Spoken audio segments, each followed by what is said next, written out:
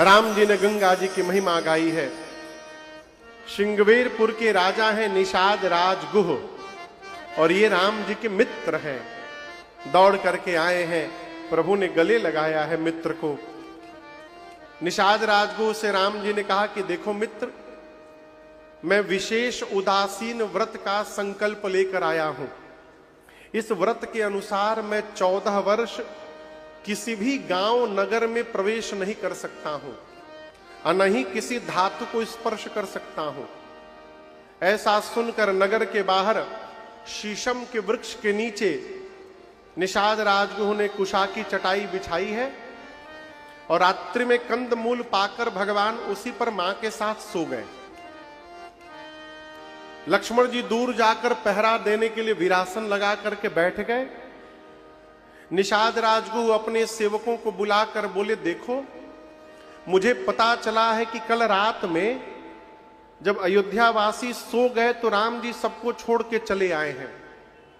कहीं हम लोग रात को सो गए और राम जी हम लोगों को भी छोड़ के आगे चले गए तो सेवकों को बोले कि जहां राम जी सोए हैं चारों तरफ पहरे में खड़े हो जाओ, राम जी को रात्रि में जाने नहीं देना है।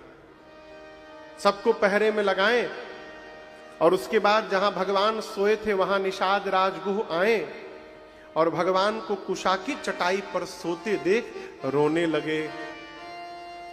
कहते हैं, कय कय नंदिनी मंदमती कठिन कुटिल पलकीन, जहि रघुनंदन जानकहि, सुख अवसर दुख दे। कैकेयी जी ने बहुत बुरा किया। जिन राम जी के जीवन में सुख का दिन आने वाला था, कैकेयी जी ने दुख ला के रख दिया। लगे निषाद राजगुह मां कैकेयी को भला बुरा कहने। और आपको कहूं मैं, लक्ष्मण भैया इस बात को सुन रहे थे। लक्ष्मण जी ने निषाद राजगुह को कहा, इधर आइए, मेरे सामने आइए।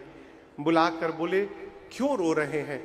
निषाद जी बोले, राम जी को बड़ा दुख है। राम जी को क्या है?